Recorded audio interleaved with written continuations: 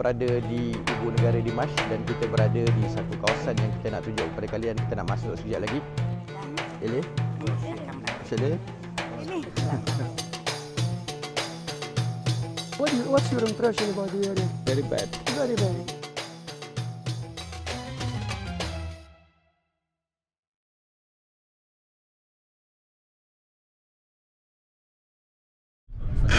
Assalamualaikum, bismillahirrahmanirrahim.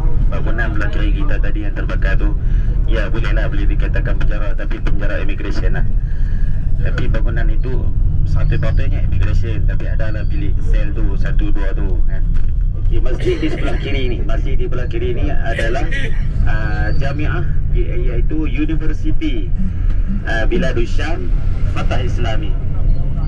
Hari ini kita dah berada di ibu negara Dimash dan kita berada di satu kawasan yang kita nak tunjuk kepada kalian. Kita nak masuk sekejap lagi, iaitu kawasan Mukhayyam Yarmouk, kamp pelarian Yarmouk.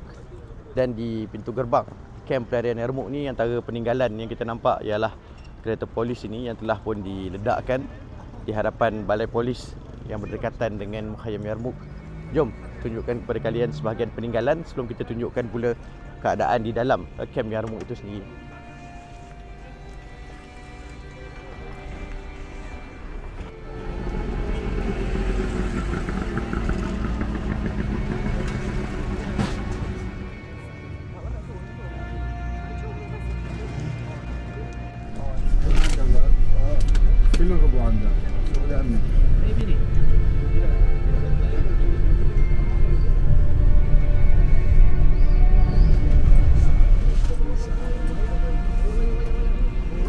Okay, sekarang kita dah sampai ke tengah Mukhayyam Yarmouk, yang mana Mukhayyam ini, untuk makluman semua, adalah Mukhayyam yang dibangunkan pada tahun 1957 untuk menerima kedatangan pelarian-pelarian Palestin yang keluar pada tahun 1948, 1949, 1950, dan mereka ini berkumpul di sini. Kapasiti penduduk ataupun penduduk yang duduk di sini sebelum daripada peperangan seramai 1.2 juta orang. 160,000 daripadanya adalah penduduk-penduduk Palestin. Tetapi bila mana bermulanya peperangan, mereka mula keluar daripada kawasan ini. Mereka ini yang dikepung, mereka ini yang berdepan dengan tembakan, kemusnahan dan kelaparan. Dan di sini dalam tempoh peperangan sekitar 100 orang yang mati kebuluran, dan akhirnya mereka yang tinggal di sini, penduduk-penduduk Palestin, sekitar 18,000 orang, dan penduduk-penduduk lain adalah penduduk-penduduk Syria. Jadi di belakang kita adalah pasar utama mereka, di belakangnya adalah bangunan-bangunan yang telah musnah, dan kita nak tunjukkan juga keadaan bangunan-bangunan lain yang ada di tempat ini. Tempat kita akan mengagihkan bantuan seterusnya, insya-Allah.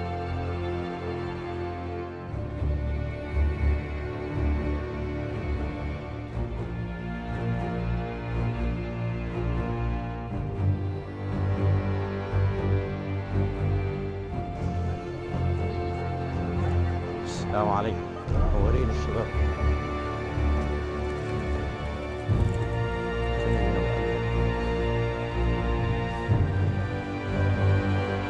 Saya nak ambil gambar satu. Tak ada seorang yang mati kuburan sebab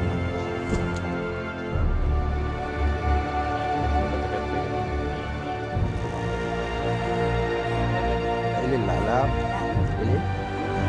Sini.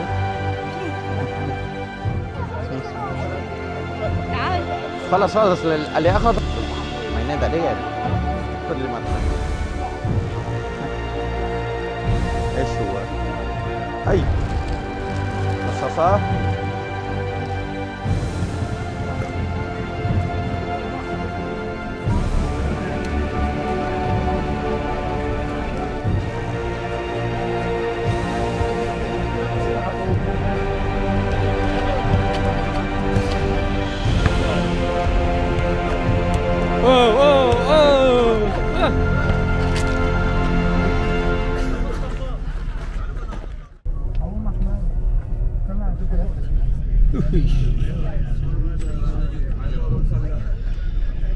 Hari ini kami dibawa ke satu kawasan yang nama dia Hai Qabun, dan di sinilah kalian boleh melihat bayangan bumi Gaza pada saat ini yang telah hancur keseluruhannya, tidak ada yang berbaki.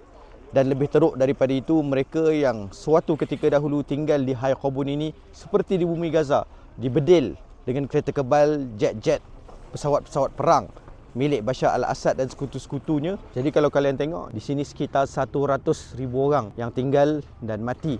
Entah, tidak diketahui lokasi mereka. Sebahagian daripada mereka masih berada di bawah runtuhan. Sebahagian daripada mereka lari meninggalkan kawasan ini.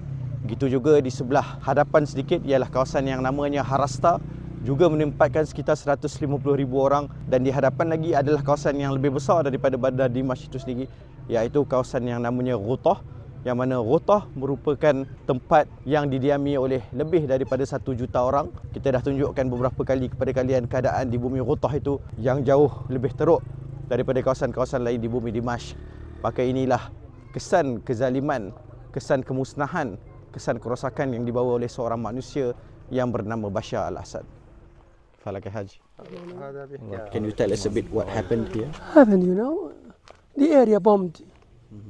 The area bombed here, and the people here forced to leave.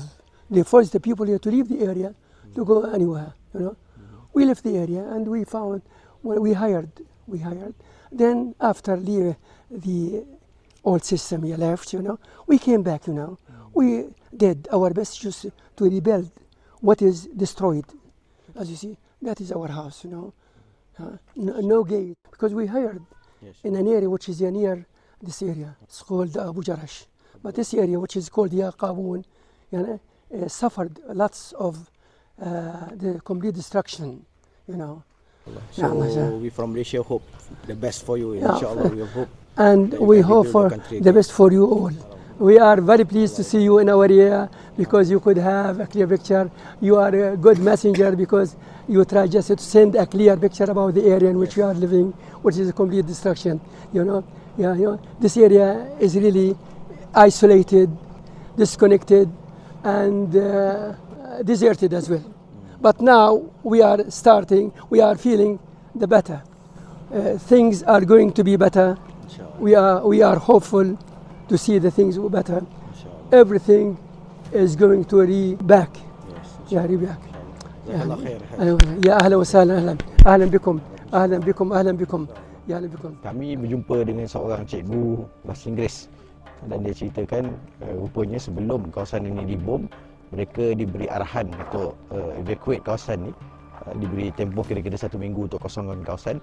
Tetapi cara apa mereka guna untuk takutkan penduduk dan pastikan di-evacuate kawasan itu, setiap lorong yang kalian nampak ni, laluan-laluan ini adalah tempat penyembelihan rakyat Bashar, yang mana setiap lorong mereka akan sembelih sekitar 100 orang di hadapan penduduk-penduduk untuk menakutkan mereka, dan akhirnya kawasan ini dikosongkan sebelum dibedil dan dimusnahkan sebagaimana yang kalian nampak tadi.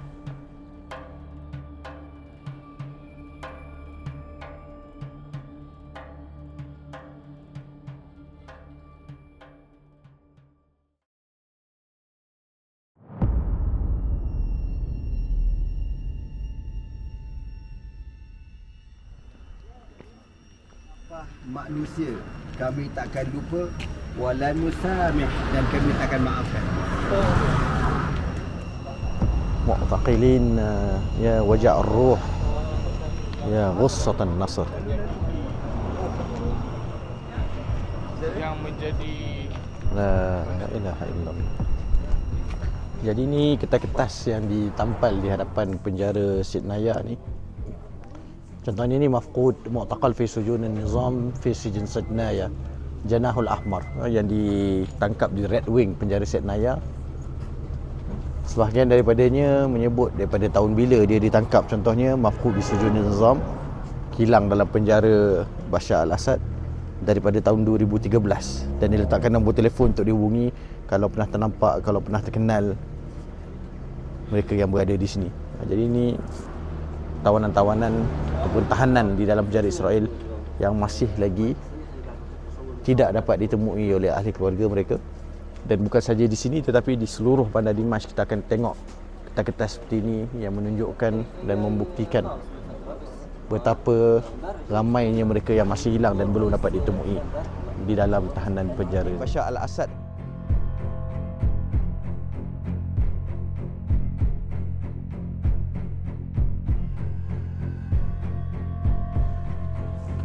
Bilik ini adalah bilik tempat mereka menyimpan arsip, nama-nama tawanan dan sebagainya.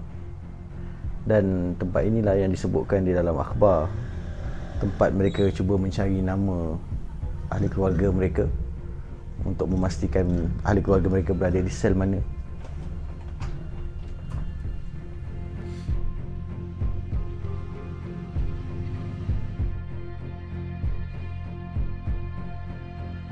Selalu nampak pokoknya tapi tak banyak nampak dia tinggal lepas tu memang boleh makan. tak kan bukan.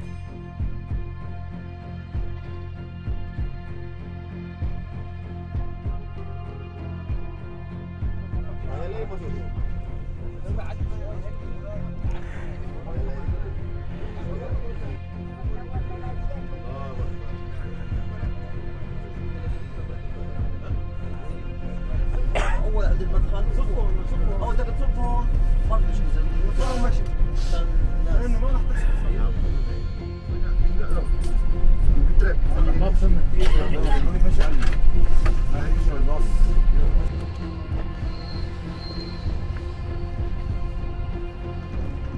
ما في مشكله امان هنا امان Dia kata tak ada orang tapi okey dia kata tak ada. Sebelah sana tu bilik-bilik pagat. Jadi seluruh kawasan di kawasan Senayan luas besar ni keseluruhannya. Tapi main kompleks dia adalah yang di atas tu kita akan pergi tengok. Betul. Dia betul tu first tu pun cari wadam menyerah. Kan saya yang tahu tempat kan. Ya. Dapat tu. Suluh kan tu. Baru nak buat jalan dekat sana.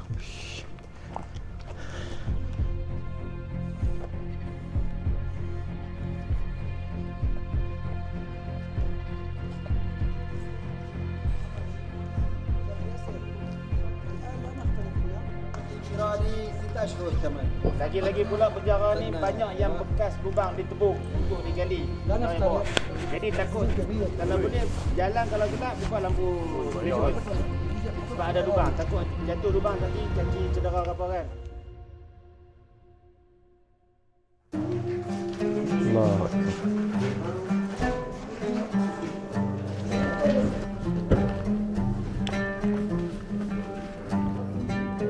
Dalam penjara Senayan ni dan bau sangat-sangat kuat.